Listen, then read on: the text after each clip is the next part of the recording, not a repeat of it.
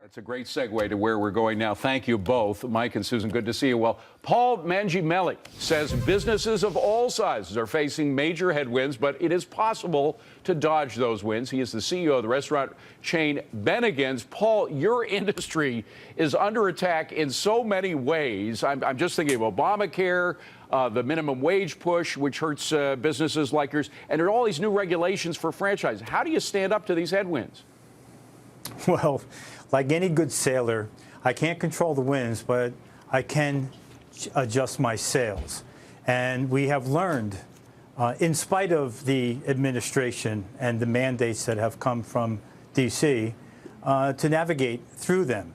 But wouldn't it be great that instead of in spite of them, we were doing things because of we were providing jobs for people out there. We were, contributing to the tax and contributing to the, in our case, training the next generation of restaurateurs out there. So, well, Paul, hold on a second, because you beg a question here. I got to ask it based on what you said. How much could you be growing? I know you're doing great, and that's terrific. I'm glad to hear it. But how much more could you be doing were it not for some of these headwinds? If they lowered regulations, lowered taxes?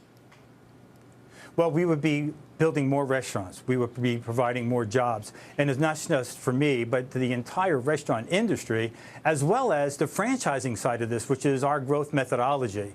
It's interesting that, of course, we have the premier brands in casual dining being Steak and Ale and Bennigan's that actually started casual dining. And we're fighting those headwinds and still growing because of the tremendous demand for great food and great service and great atmosphere. But we are struggling day to day with trying to just be compliant with some of the mandates that are coming from this administration. Which hurt the most, Paul? Well, it's the cumulative effect. Because when you take a look at it, just before you were talking about some of the smaller entrepreneurial businesses, like the cleaners, like the small business person, and every one of my franchisees is in fact a small business person, and their margin continues to shrink because of the compliance issues and the mandates that are coming from the administration, and you mentioned some of them. And it's just amazing because we're talking about the minimum wage debate.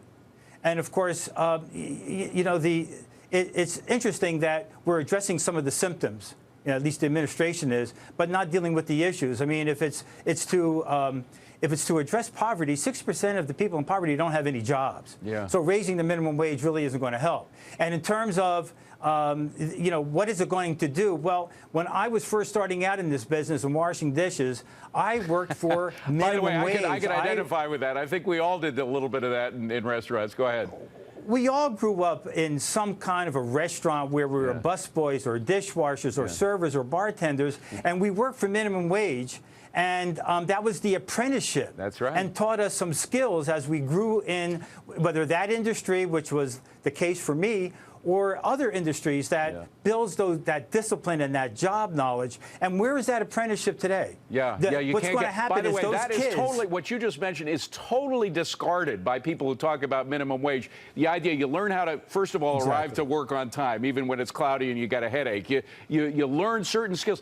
I still, honest to God, it was 35, 40 years ago when I was washing dishes. I still remember certain skill sets about how you line them up, how you organize the dishes that I use to this day, not only when I'm at home washing dishes, but also when I'm at work.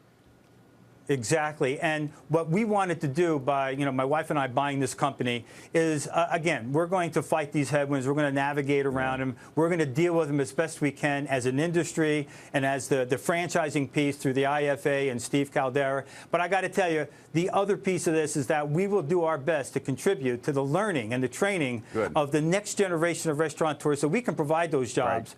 For those kids that are being shunned. But people like me who eventually go outside of the restaurant business to find a job. Paul, we got to leave it at that. Bennigan's CEO, we wish you the very best. Continued success to you, Paul, through all those headwinds. Thank you so much.